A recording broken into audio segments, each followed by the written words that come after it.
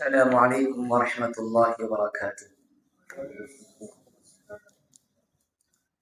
الحمد للہ رب العالمین والصلاة والسلام علی رسولہ الکریم، اما بعد۔ اللہ کے فضل اور اس کے کرم سے 12 روزے اور 13 تراویح مکمل ہو چکے ہیں۔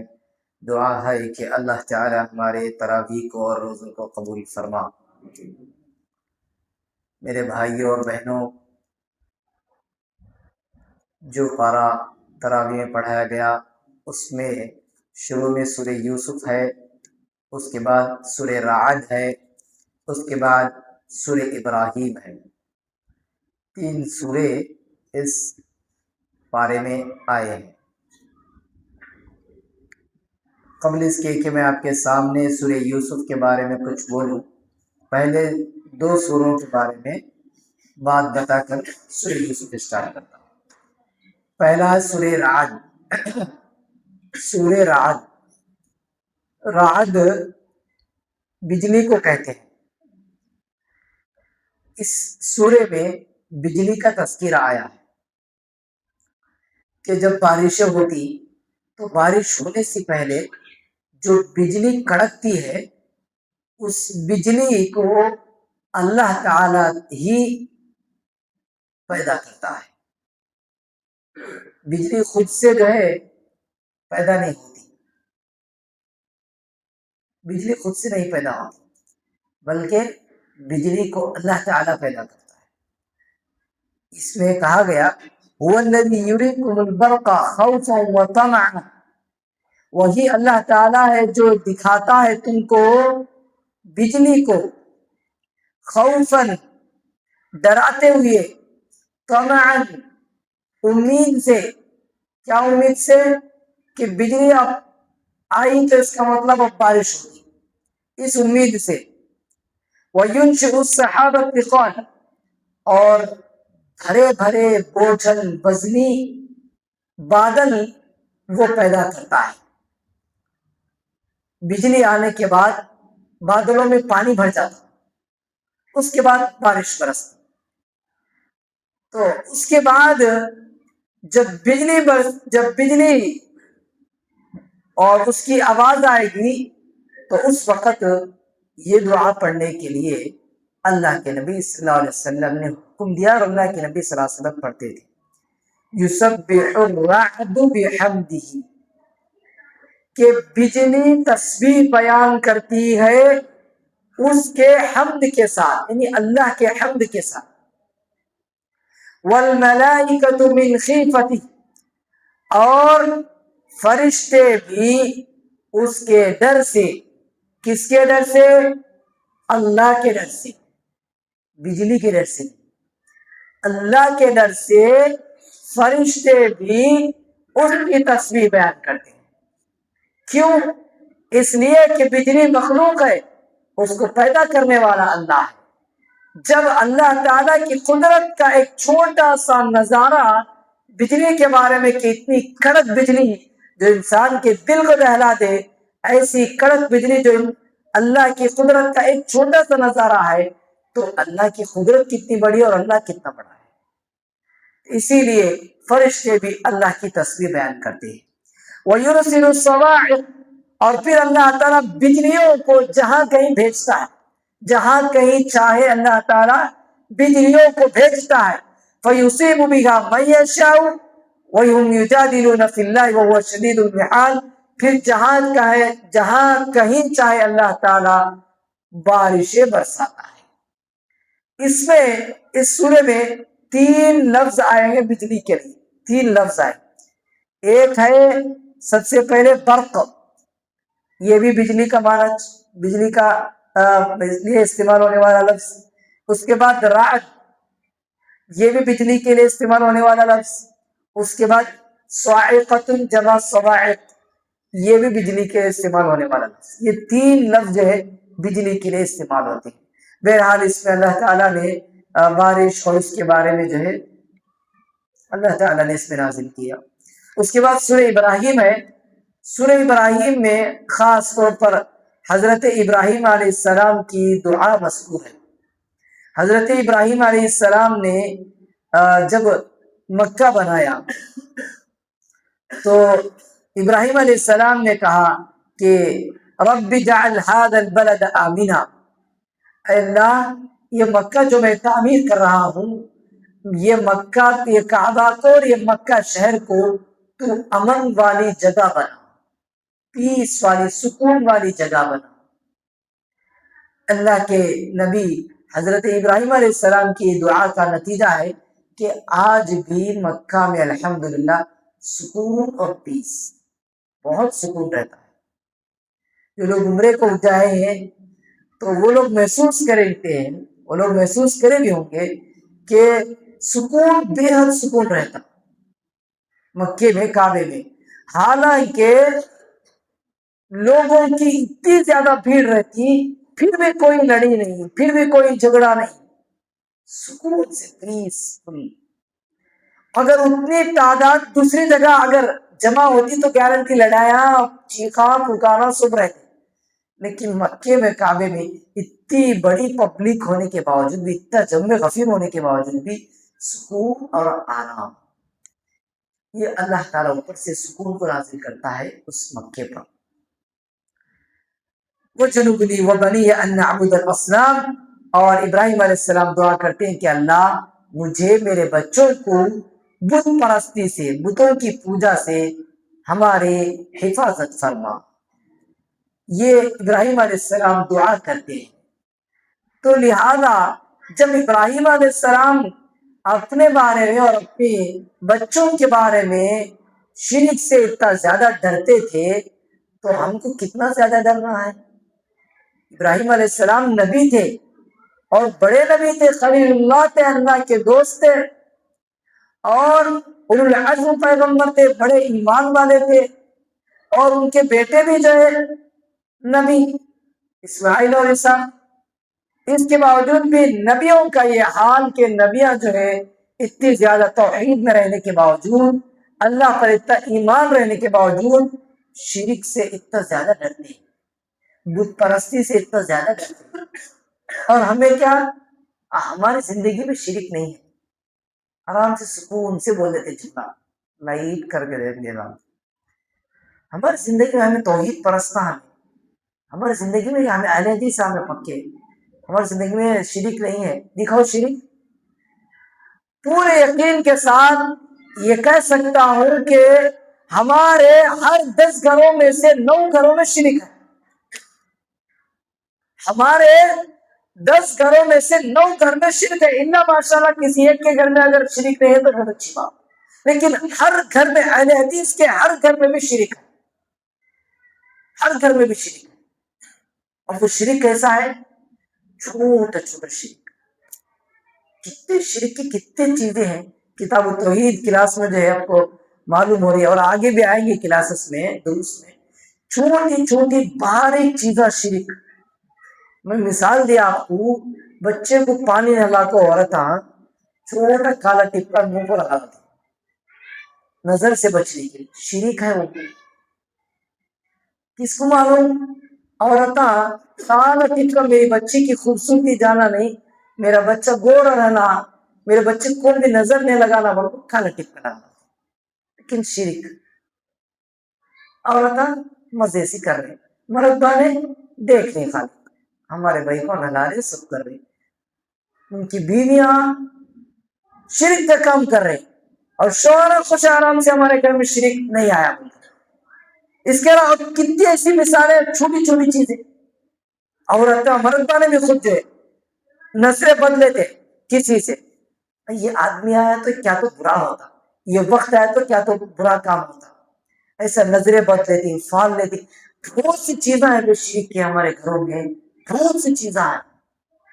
یہ شرک ہمارے زندگی سے، اگر شرک کو دور کرنا ہے تو شرک کے بارے میں علم حاصل کرنا ضروری، اسی لیے یہ بہت اہم ٹاپک ہے، بہت اہم موضوع ہے بول کر کتاب کو شروع کیا۔ جو لوگ بھی باقاعدہ طور پر کلاسز سن رہے ہیں، الحمدللہ اگر اللہ نے انہیں ہدایت دیا تو اپنی زندگیوں سے، اپنے گھر بار سے، اپنے بیوی بچوں سے شرک کو دور کریں گے۔ اگر باقی معنی میں باقاعدہ کلاسز سنیں گے، دروس سنیں گے، اسی لیے کتاب التوحید لکھی گئی، شرک کے چھوٹے چھوٹے چیزوں کو جو ہے ختم کرنا ہو۔ دیکھو ایک نبی کا یہ حال کہ نبی ڈر رہے شرک سے، ہمیں نبی بھی نہیں ولی بھی نہیں، عام انسان گناہ کرنے والے، ہمیں کتنا ڈر رہا ہے شرک سے؟ مجھے نہیں، ہمیں وہ شرک کچھ بھی نہ ہماری زندگی ایسا بول کے ڈر رہے، میرا شرک سے ڈرنا چاہیے۔ اب شروع کرتے ہیں سورہ یوسف۔ سورہ یوسف علیہ السلام کا قصہ تو آپ لوگ جو ہے بار بار سنے رہیں گے، دیکھے رہیں گے، اور یوٹیوب میں بھرے پڑے یوسف علیہ السلام کے قصے۔ میں قصہ نہیں بیان کرتا ہوں، قصہ جو تفصیلی سورہ یوسف، صرف یوسف علیہ السلام کا قصہ ایک ایسا قرآن مجید میں جس میں پورا قصہ ایک ہی سورہ میں بیان کر دیا گیا، پورا قصہ ایک ہی سورہ میں، الگ الگ جگہ نہیں ہے۔ باقی پورے نبیوں کا قصہ وہاں ذرا یہاں ذرا وہاں ذرا ہے، لیکن صرف یوسف علیہ السلام کا قصہ پورا کا پورا سورہ یوسف میں ہے۔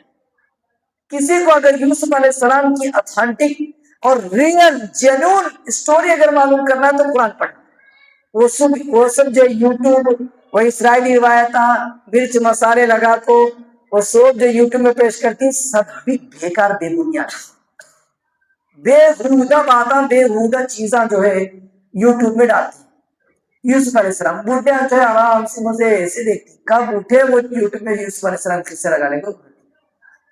تو اگر صحیح قصہ معلوم کرنا ہے تو اس کا واحد ذریعہ نبیوں کے قصہ یا پرانے قوموں کے حالات معلوم کرنا ہو تو اس کا ریئل اور جنون اور صحیح اور اہم اور اتھینٹک اگر ذریعہ ہے تو قرآن مجید۔ قرآن مجید کے ذریعے ہم جو ہے صحیح قصہ معلوم کر سکتے ہیں۔ میرے حال لمبا قصہ اس میں جو مذکور ہے، اس سے کیا سبق ملتے ہیں میں وہ آپ کے سامنے بیان کروں گا۔ سب سے پہلے حضرت یوسف علیہ السلام کو جیسے ہی خواب پڑا، حضرت یوسف علیہ السلام کے بھائی کو ان کے باپ نے کہا کہ تمہیں اپنے بھائیوں کو نہیں سنانا قصہ، اگر سنائیں گے تو تمہارے سی جلی گی۔ باقی معنی میں سچ ہوا، یوسف علیہ السلام کو اور ان کے بھائی بنیامین کو حضرت یعقوب علیہ السلام بہت زیادہ چاہتے تھے، یہ چیز ان کو کھٹکی دل میں، ان کے 11 بھائیوں کو، اور ان کے دل میں حسد اور جلن پیدا ہو گیا، تو پھر انہوں نے یوسف علیہ السلام کو مارنے کا پلان کیا۔ تو بھائیوں کا آپس میں حسد کرنا کتنا بڑا جو ہے نتیجہ نکالتا دیکھیے۔ اگر بھائیاں آپس میں جلے ایک دوسرے سے تو بہت برا نتیجہ نکلتا، خاندان بکھر کے رہ جاتا، بھائیاں الگ الگ ہو جاتے، بھائیاں جدا ہو جاتے اگر بھائیوں میں جلن اور حسد پیدا ہوا۔ اسی لیے ایک بھائی دوسرے بھائی کی نعمت پر جلنا نہیں چاہیے بلکہ رشک کرنا چاہیے، اللہ میرے بھائی کو جو یہ نعمت ملی، اللہ اس کو صحیح راستے میں خرچ کرنے کی اللہ اسے توفیق دی۔ اگر اللہ تعالیٰ مجھے بھی اتنا مال ملتا تو انشاءاللہ میں بھی اللہ تیری راہ میں خرچ کرتا، میں بھی اس کے جیسا آگے بڑھتا۔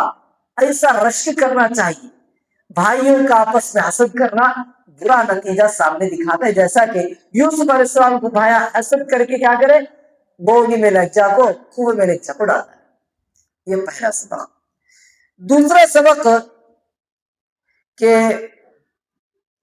حضرت یوسف علیہ السلام کو اللہ تعالیٰ اگر بچانا چاہے، دیکھو کیسا بچاتا اللہ تعالیٰ۔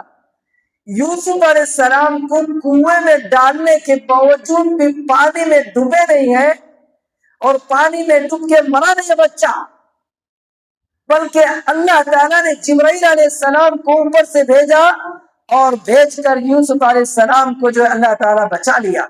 اور پھر اس کے بعد کیا ہوا، ایک قافلہ آیا اور قافلہ آ کے یوسف علیہ السلام کو ڈول سے جو ہے اوپر نکال لیا، ایک بکیٹ سے اوپر نکال لیا۔ دیکھو اگر اللہ کسی کو بچانا چاہے، دنیا والے مارنے کی لاکھ کوشش کر لے، اللہ تعالیٰ بچاتا۔ اگر اللہ بچانے پہ آ جائے، اسی لیے کہتے ہیں اللہم لا ينفع، کہ اللہ تعالیٰ اگر کسی کو نفع پہنچانا چاہے تو کوئی انسان نہیں ہے جو اس کو نقصان پہنچائے، اگر اللہ تعالیٰ کسی کو نقصان پہنچانا چاہے کوئی انسان ایسا نہیں ہے جو اس کو نفع پہنچائے۔ ٹھیک ہے، یہ دوسرا سبق. تیسرا سبق یہ ملتا ہے کہ حضرت یوسف علیہ السلام کو جب یہ کنویں سے نکال کر جو ہے بادشاہ خرید جاتا، سب جنے اس کو خرید لیتے، تو وہاں جب ان کی بولی لگائی جاتی، حضرت یوسف علیہ السلام کی بولی لگائی جاتی کہ ان کو کون خریدتا بول کر، بہت خوبصورت تھے حضرت یوسف علیہ السلام، دنیا کی آدھی خوبصورتی دی گئی. تو حضرت یوسف علیہ السلام کی جب بولی لگائی گئی، سب لوگوں بڑے بڑے بادشاہ انہوں نے سب بولی لگائی، لیکن اس میں اسرائیلی روایت ہے کہ اس میں ایک بڑھیا بھی تھی، ایک بوڑھی عورت بھی چند سکوں کو، چند اشرفیوں کو لے کر کے بولی لگائی. کہنے والے نے اس سے کہا کہ لوگوں بڑے بڑے بادشاہ ڈھیر لگا دیے ہیں پیسوں کی، دولت کی، اس کو خریدنے کے لیے، تو جو ایک چھوٹا سا ذرا سا مال لے کر آئی، ذرے سے پیسے لے کر آئی یوسف کو خریدنے کے لیے. تو اس کا جواب تھا بولی کا کہ تاریخ میں یوسف کے خریداروں میں میرا نام بھی لکھا جائے گا، تاریخ میں، ہسٹری میں یوسف کے خریداروں میں میرا نام بھی لکھا جائے گا. جہاں بادشاہوں کا نام لکھا جائے گا اس میں کہیں نہ کہیں مجھ جیسی بوڑھی عورت کا بھی نام لکھا جائے گا. یہ جو ہے اس بوڑھی کا جواب تھا. تو بتلانے کا مقصد یہ ہے کہ اگر کسی کو جو ہے کسی بھلے کام میں آگے بڑھنا ہو تو وہ یہ نہ دیکھے کہ میرے پاس کتنا مال ہے، میرے پاس کتنی طاقت ہے، میرے پاس کتنی حیثیت ہے، وہ یہ نہ دیکھے، بلکہ قدم آگے بڑھائے. اس کا قدم آگے بڑھانا ہی اس کو کامیابی کی طرف لے کے جاتا ہے، قدم آگے بڑھانا ہی. اسی لیے آپ دیکھتے ہیں کل غزوہ تبوک کے واقعہ میں بتایا گیا کہ غزوہ تبوک کے ٹائم پہ سب لوگ صدقہ و خیرات کرنے لگے. حضرت ابوبکر پورا گھر کا مال، حضرت عمر آدھے گھر کا مال، اور کچھ صحابہ ایسے بھی تھے جو ایک مٹھی کھجور لے کے آئے صدقہ و خیرات کے، لیکن وہ لے کے آئے صدق دل سے. اللہ ان کی تعریف کیا قرآن مجید میں. تو لہذا صحیح کام کے لیے چھوٹا قدم بھی کیوں نہ ہو آگے بڑھانا چاہیے. یہ تیسرا سبق. چوتھا سبق یہ ہے کہ یوسف علیہ السلام کو جب جو ہے بادشاہ لے کے چلا گیا، ٹھیک ہے، تو پھر مصر کا بادشاہ جو ہے لے کے چلا گیا، اور اس بادشاہ کے پاس وہ پلے بڑے. جب بڑے ہوئے، جوان ہوئے، تو ان کی بیوی، ٹھیک ہے، ان کی بیوی جو ہے اس کے دل میں یوسف علیہ السلام کی محبت بیٹھ گئی. یوسف علیہ السلام سے خوبصورت نوجوان تھے، محبت بیٹھ گئی. تو یوسف علیہ السلام سے کسی نہ کسی طرح ان کو بنا کر ان کے ساتھ برائی کا کام کرنا، ان کے ساتھ برائی کا کام کرنے کا ارادہ دل میں. تو لہٰذا وہ پلان بنائی، اور پلان بنا کے اس کے بعد جو اندر لے کے گئے، پورے دروازے بند اور اندر لے کے گئے. لیکن یوسف علیہ السلام جیسے ہی اندر گئے، یوسف علیہ السلام کو اللہ نے بچا لیا بدکاری سے. یوسف علیہ السلام کے سامنے اس عورت نے کہا، حیت لک، میرا جسم تیرے سامنے حاضر ہے، کر لے کچھ. حیت لک، حاضر ہوں میں. دیکھو، تنہائی میں کوئی عورت، اگر تنہائی میں کوئی وہ بھی بادشاہ کی بھی خوبصورت عورت، تنہائی میں اگر کوئی عورت کسی کو لے جا کے بولے میرے سے مزے اڑا دے، تو اگر ہمارا ایمان ہوگا تو ہمیں اپنے ایمان کو بیچ کر فوراً سے بدکاری میں ملوث ہو جاتے، فوراً بدکاری میں. یہاں تو کھلے عام جو اگر کوئی عورت بلائے تو پھر چلے جاتے ہم.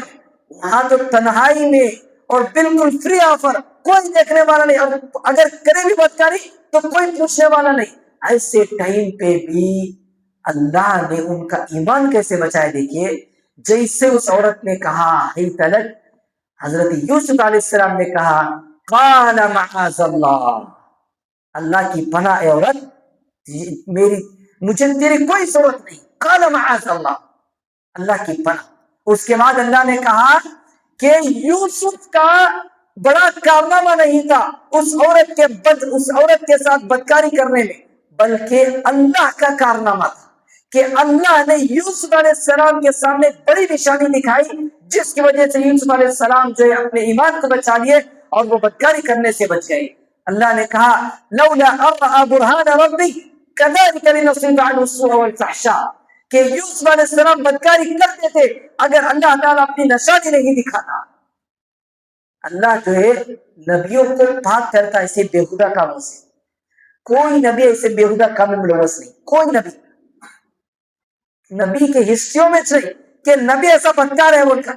اسی لیے اللہ تعالیٰ نے یوسف علیہ السلام کو نبی بنانا تھا تو یوسف علیہ السلام کو اسی بدکاری سے اللہ نے بچا لیا. یہ اللہ کا کام. یہ بھی ایک سبق کہ اللہ تعالیٰ پر اگر ہمارا ایمان اور یقین رہے گا, پوری طرح سے تمکن رہے گا, تو اللہ تعالیٰ ہر بدکاری سے, ہر تنہائی سے, ہر خلوت سے, ہر اکیلے پن سے اللہ تعالیٰ ہماری حفاظت فرماتا. ضرورت ہے کہ ہم ویسا ایمان اللہ کے اوپر رکھنا, ویسے یقین رکھنا. اگر اللہ کا تقویٰ ہمارا ویسا مضبوطی سے رہے گا تو اللہ تو یہ لوگوں میں بھیڑ میں کیا, خلوت اور تنہائی میں بھی اللہ تعالیٰ ہماری حفاظت فرمائے گا. لیکن ہماری خلوتیں, ہماری تنہائیاں جس میں کوئی تقویٰ نہیں, آدمی لوگوں کے سامنے جو بڑا متقی پرہیزگار نمازی عبادت گزار, لیکن جیسے ہی تنہائی ملتی اس کو تو پھر وہ گناہوں کا شوقین اور گناہوں کا طلبگار, گناہوں میں ملوث ہے. تنہائی ملتے ہی خلاص. اور آج کل تو فون آئے ہیں, فون میں کوئی سب کے پرسنل فون اور پرسنل چیزیں, کچھ بھی دیکھو, کوئی بھی کرو, کسی سے بات کرو, کیا دیکھو, کوئی پوچھنے والا کرنے والا نہیں. لیکن یاد رکھ لو, تنہائی میں تقویٰ اختیار کرنے والا, ڈرنے والا, اللہ سے خوف رکھنے والا حقیقت میں وہی متقی اور پرہیزگار ہے, وہی مومن ہے. وہ مومن اور متقی نہیں ہے جو لوگوں کے سامنے جو ڈھونگ رچائے وہ اپنے تقویٰ کا, اپنے پرہیزگاری کا, لیکن تنہائی میں وہ اللہ سے نہیں ڈرے. اس کا کیا تقویٰ, اس تقوی کا کیا فائدہ جو لوگوں کے سامنے ڈر رہا. منافق بھی ایسے لوگوں کے سامنے ڈرتے تھے, لوگوں کے سامنے بڑے اچھے بنتے تھے, لیکن تنہا ہوتے تو مسلمانوں کے خلاف ہوتے تھے. اگر ہم تنہائی میں اللہ کا تقویٰ اختیار نہیں کریں تو ہم متقی اور پرہیزگار ہیں. تو یہ ایک چوتھا سبق. پانچواں سبق, حضرت یوسف علیہ السلام سب ہو گئے, اس کے بعد جو ہے ان کو جیل میں ڈال دیا گیا. جیل میں ڈالنے کے بعد انہوں نے کہا کہ قال رب السجن احب الی مما یدعوننی الیہ, مجھے جیل میں ڈال دو کوئی بات نہیں ہے, لیکن یہ بدکاری میں نہیں کروں گا. مجھے جیل میں جانا بہت منظور ہے, پسند ہے. مجھے ان عورتوں سے, صرف وہ ایک زلیخا نہیں ہے بلکہ اس کی پوری سہیلیاں لائن لگا دیں اس سے بدکاری کرنے کے لیے, پوری عورتیں بدکاری کرنے کے لیے, یوسف سے بدکاری کرنے کے لیے لائن لگا دیں. لیکن حضرت یوسف نے کہا مجھے ان عورتوں سے جیل خانہ بہت بہتر اور بہت اچھا ہے, بہت پسندیدہ ہے. جیل کو چلے گئے, جیل کو جانا منظور کر لیا. تو دیکھو اس کے بعد جیل میں جانے کے بعد حضرت یوسف علیہ السلام نبی بنا دیے. حضرت یوسف علیہ السلام جیل کو جانے کے بعد بھی دعوت اور تبلیغ کا کام روکے, توحید کو پھیلانے کا کام روکے.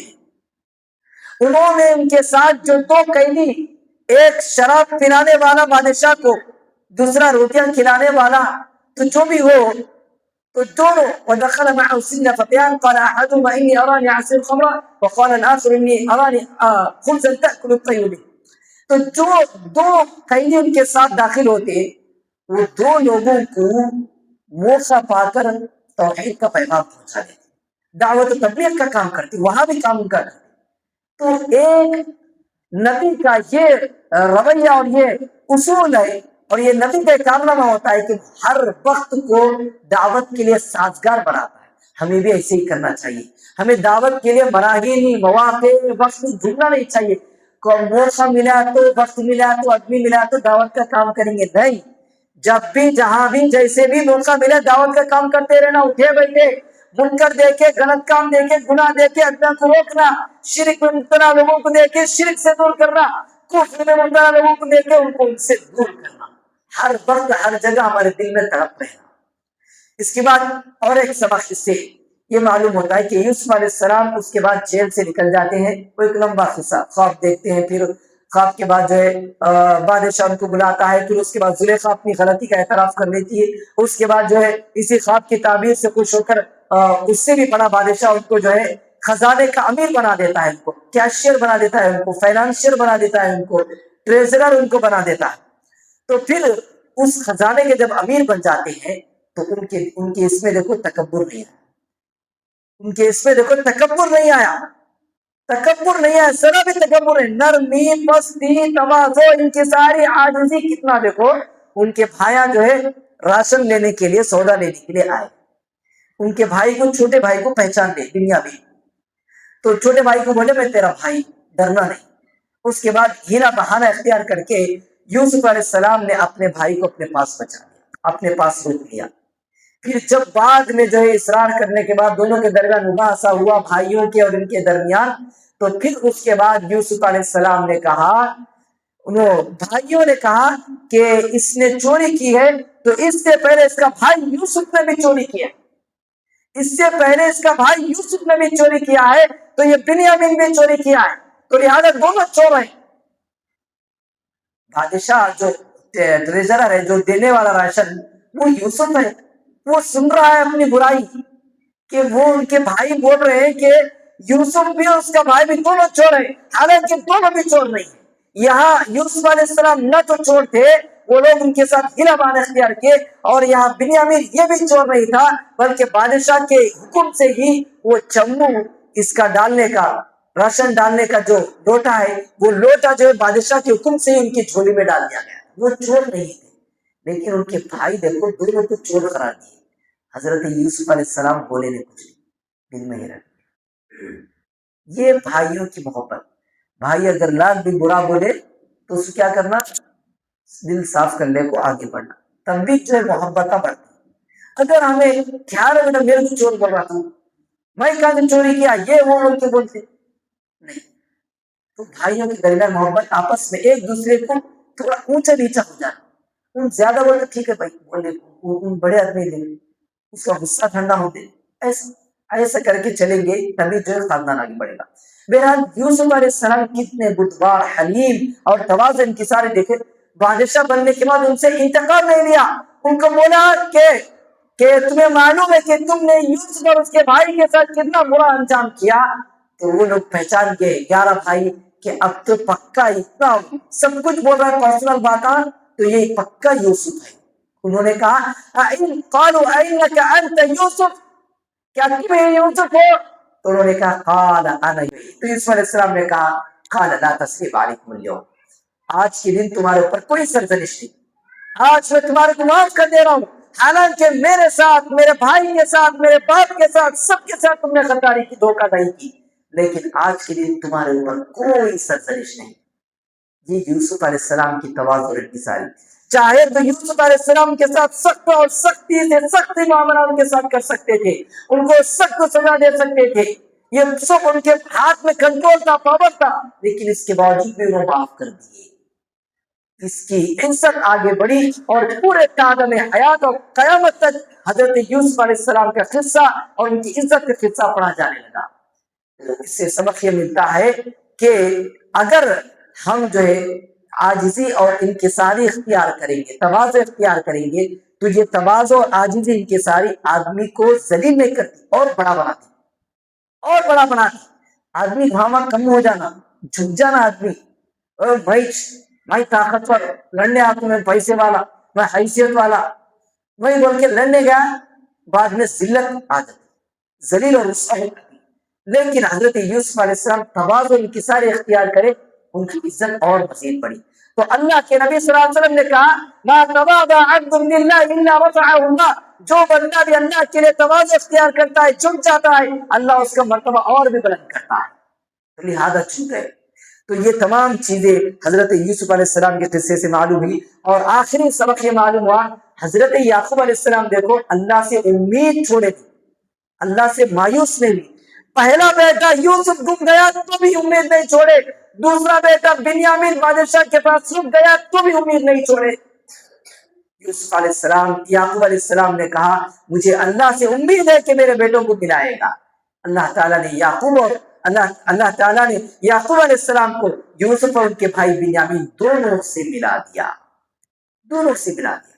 یہ انبیاء کا امید رکھنا اللہ کے اوپر اتنا مضبوط ہوتا ہے، آخری دم تک بھی وہ مرنے کے قریب بھی ہو تب بھی اللہ پر امید رکھنا چھوڑتے نہیں، اللہ سے مایوس نہیں ہوتے، اللہ سے مایوس نہیں ہوتے۔ دیکھو حضرت موسیٰ علیہ السلام کے قصے میں، موسیٰ علیہ السلام فرعون پیچھے سے لشکر مارنے کے لیے نکلا، سامنے سمندر، یا تو فرعون اور اس کے لشکر کے ہاتھ میں ان کے تلواروں کے نیچے کٹ کے مرنا، یا نہیں تو سمندر میں ڈب کے مرنا۔ اب موسیٰ علیہ السلام کے ساتھ جو بنی اسرائیل تھے انہوں نے کہا قال اصحاب موسیٰ انا لمدرکون، اب ہم پکڑے گئے، تیرے پیچھے آ تو ہمیں چکے غلط کام کر ڈالے، وہاں سے رہتے تھے لوگ تو زندہ رہتے تھے، لیکن یہاں آ کے ہم تیرے پیچھے آ کے بہت غلط کام کر ڈالے، اب ہم پکڑے گئے۔ موسیٰ علیہ السلام کا اللہ کے اوپر امید دیکھیے، انہوں نے کہا قال کلا، ہرگز نہیں، ان معی ربی سیہدین، میرا رب میرے ساتھ ہے، سیہدین وہ راستہ دکھائے گا۔